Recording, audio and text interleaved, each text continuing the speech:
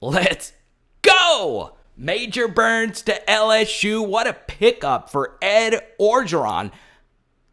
Or was this the right usage for the final slot of the class of 2021?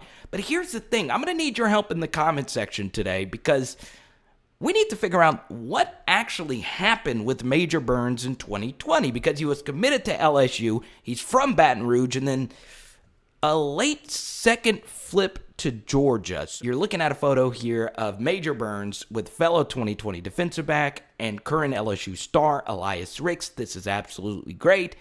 A little background on Major Burns.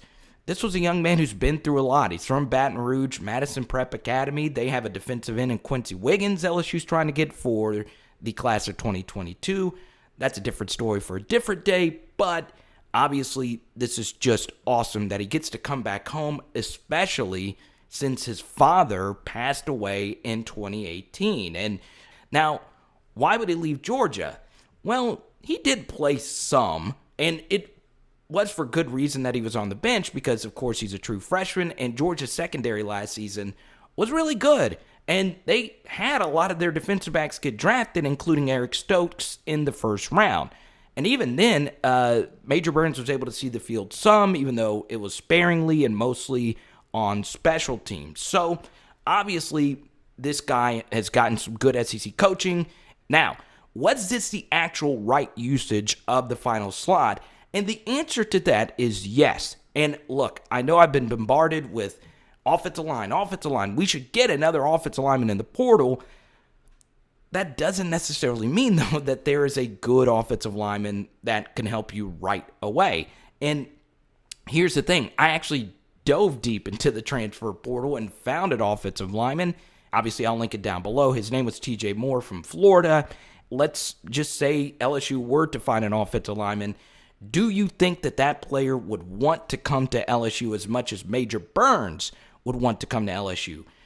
No, there's no player in the portal that wanted to come home more than Major Burns. So yeah, if you were one of those people that wanted an offensive lineman, trust me, I was really considering it myself. You know, you really have to consider perspective here. If you were an offensive lineman in the portal, you would want to go somewhere where you could play right away. And that simply wasn't the case at LSU with the unit that returned all the starters and a lot of experienced backups. So even on the outside looking in from the perspective of a TJ Moore, LSU just wasn't a sexy destination. Safety, though, the right position to target, and it is an overwhelming yes. Yes, yes, yes. The more I watched all 22, the more I saw LSU was so overmatched at the safety position. So what happened? Well, a lot. The SEC changed, but also the safeties just weren't that good. You're looking at a photo here of Mo Hampton and Jacoby Stevens. These two guys struggled. And we're going to be doing a lot more defensive film studies over the next couple of weeks where I will give you empirical evidence of them making mistake after mistake after mistake. One of those things where Ed Orgeron really wanted to address this head on. And I touched on this in my defensive depth chart piece. I didn't like the safeties room going into the spring. Todd Harris, who has a little bit of an injury history, started playing better at the end of last season. And the starting safety now alongside Todd Harris is a former corner in Jay Ward. So when you're in a position where you're moving guys around to overcompensate for the lack of depth at safety, that lets you know that you need to get more guys that could potentially play the position. I understand Jordan Tolles is there. I understand Matthew Langlois and Sage Ryan are coming in. But the position of safety became way more valuable at LSU, not only because of the lack of experience there and a lot of uncertainty heading into the season, but more importantly, the SEC changed. So in 2019, the SEC's bottom three, let me put it this way, the bottom three teams in the SEC West were Arkansas, Ole Miss, and Mississippi State.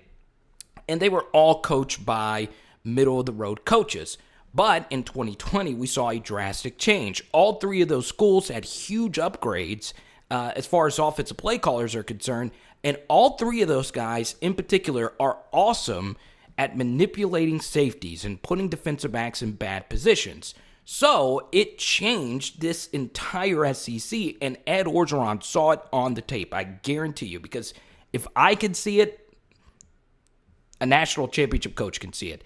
And I think Durante Jones could see it. Now, that doesn't mean the safeties that are currently on the roster can't get the job done. I am really high on Sage Ryan. I really do think Matthew Langlois and Derek Davis Jr. down the road could be starting safeties. And I am also very hopeful of Todd Harris, Jay Ward, and Jordan Tolles. Trust me, I like all of them. But if they can't get the job done, it's DEFCON 1. Because you saw what happened last season. We had great cornerback play. We just did not have great safety play, nor did we have awesome slot corner play. And some of that was scheme, some of that was, other factors. We'll dive deeper into that when we do more defensive film studies in the next couple of months. But the thing that Major Burns can do is potentially play a slot corner role, or if he can play safety, you can move Jay Ward to slot corner, who I think is more than capable of playing that job. He had a few very impressive plays at slot corner on tape, and I think that could give you a little bit more versatility. So, yeah, if you're going up against Dan Mullen, Kendall Briles, Lane Kiffin, and Mike Leach every season, you better be pretty daggum deep at defensive back. And I think this is going to really help out Durante Jones with the depth of his safety room. And he alone is going to make the safety play a lot better because it can only go up.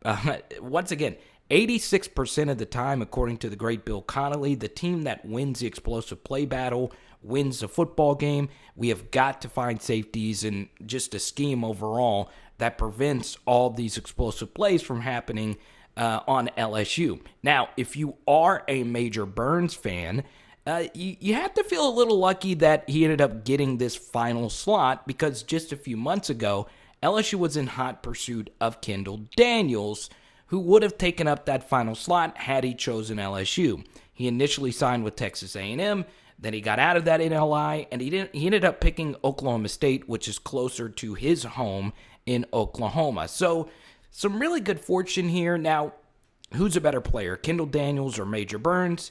That's obviously really, really tough to say, but when it's close like that between the two, I'm always going to want the guy from Baton Rouge. So, it's a thing. Was it a mistake to go after Kendall Daniels for that final slot? I did a video on that at the time, and, it's up in the air. Maybe Kendall Daniels is the next Jamal Adams, or maybe Major Burns is the next Ed Reed. You don't know.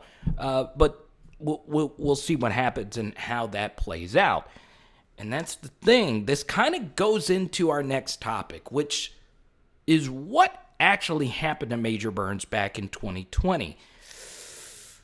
Alrighty, so the fun part here. What happened in 2020 with Major Burns? I mean, this was a top 200 defensive back committed to LSU, DBU, from Baton Rouge. Well, you're going to hear me use the word reportedly and allegedly a lot over the rest of the video, because it is really unclear what exactly happened. All we know is that Major Burns at the last second decided to go to Georgia. Now, before we continue the discussion, we need to be clear, and I should have been clearer earlier in the video, what final slot actually means. Major Burns got the final slot for the class of 2021 as a transfer. You can only sign 25 guys per class unless you're just under the total from the year before. So if LSU decided not to sign a 25th player for the class of 2021, they would have had 26 slots for the class of 2022. But of course, Ed Orgeron decided to get Major Burns. Why didn't Major Burns just sign with LSU in 2020 when he was committed? And it seemed like he was dead set. That's where the story gets interesting. Reportedly and allegedly, Major Burns was processed. And we've touched on this in a few other videos. What processing basically means is you're getting your offer pulled out from under you. So Major Burns was committed to Baton Rouge and LSU, and Ed Orgeron, the way it was told to me, LSU wanted Major Burns to wait and sign in the later signing period in February. But Major Burns wanted to be an early enrollee, which is what you want. You want your kids to not only come to LSU, but preferably early enroll, so they could be a part of spring ball and start getting ready for the next season. That seems to be the consensus amongst everyone. That is what happened. But once again, I want to be very careful here. We have not heard from LSU or Ed Orgeron on this subject, and we've yet to hear Major Burns, so that may have not happened. Major Burns might have really had a change of heart and decided to go to Georgia. But let's just say it did happen, and that is what happened. Why? Why would LSU want to process this guy who, is not a 3-star? We're talking about a pretty decent 4-star, a top 200 guy. In other words, there's roughly about 350 prospects every year that has a 4 or 5-star rating. So to be in the top 200 means you're pretty daggum good. Well, the 2019 LSU team happened. So this was the class of 2022, and you see 22 enrollees, and then you scroll all the way down here, and there's 3 transfers. So LSU filled out the class of 2020 with 25 kids. But it's important to go back at that point in time, okay? The first thing I want to point out is you see all these elite prospects from out of the state of Louisiana. So LSU was always on the inside track with Elias Ricks because Ed Orgeron had connections to California. But a guy like Eric Gilbert was enamored, of course, with the 2019 offense, and Joe Brady and John DeCosta recruited him.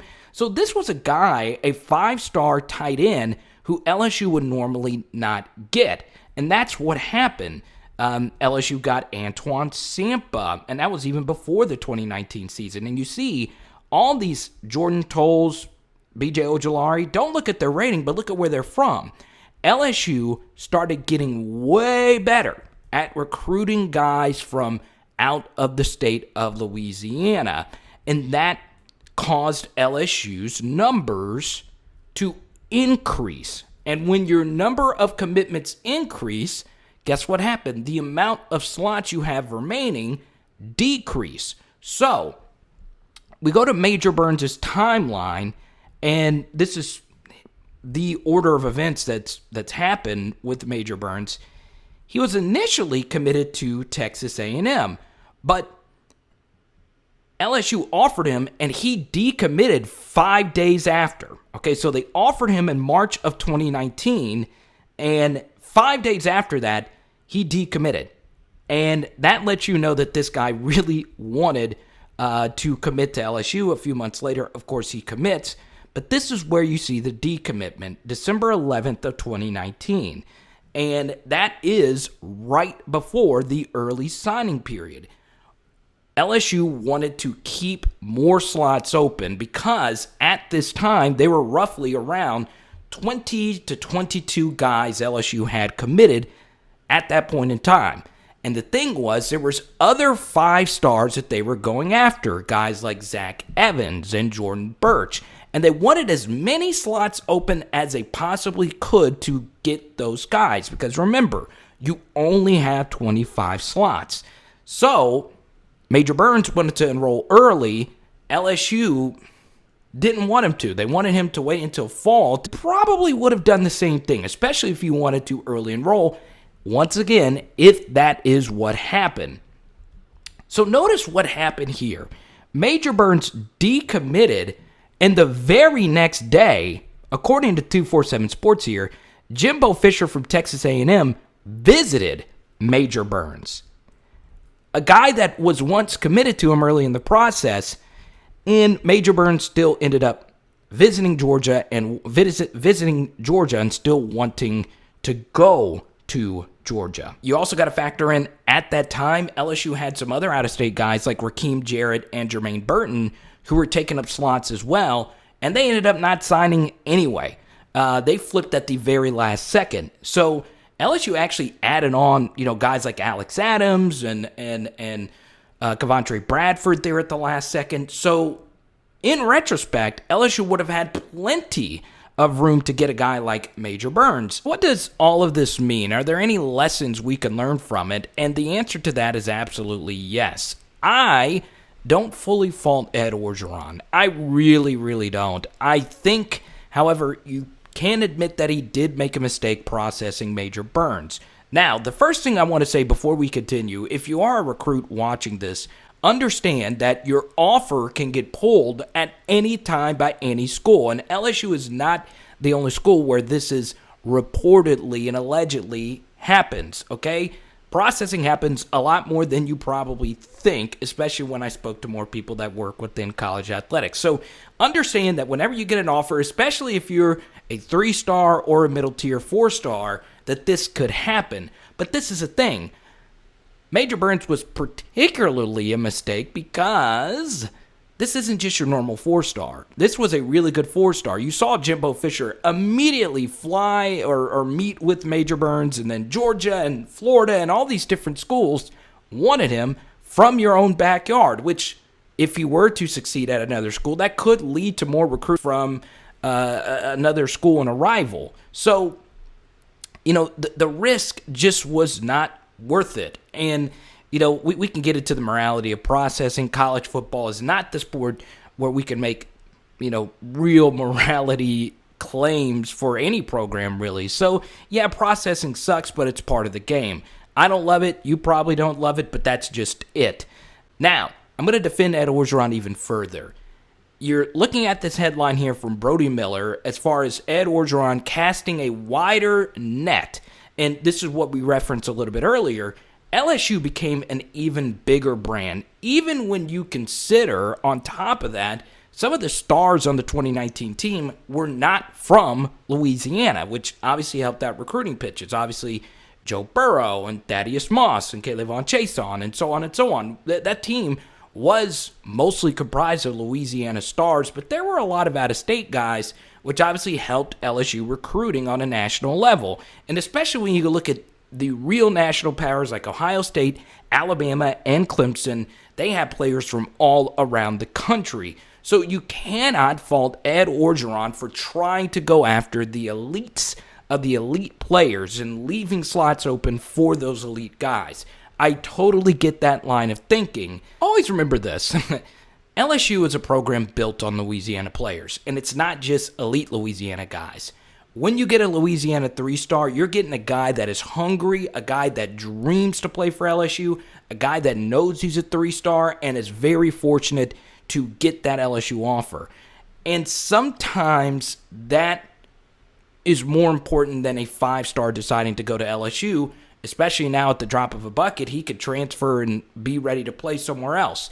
There is something to be said about a kid that wants to play for LSU. The Jacob Hesters, the Clyde Edwards-Hilairs, the Justin Jeffersons, the Trey Turners, guys that weren't elite guys but went on to not only win national championships but Pro Bowls and NFL and whatever. There's something about that. And when you factor in Major Burns and how badly he wanted to be at LSU at first, we are very fortunate to even be in this position. So understand now, because it didn't used to be like this. You could just sign as many guys as you want.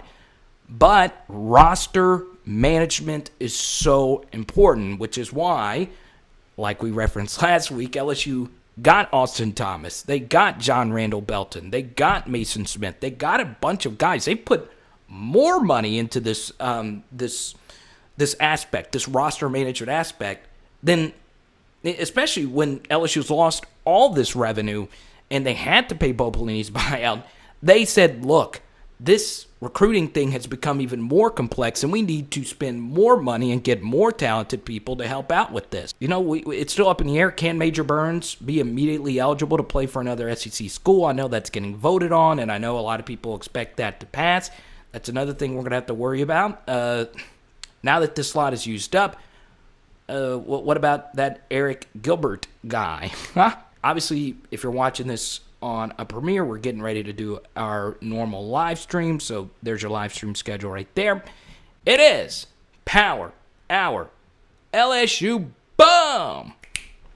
Eric Gilbert, Cole Taylor film study, boom! For the LSU tight end position.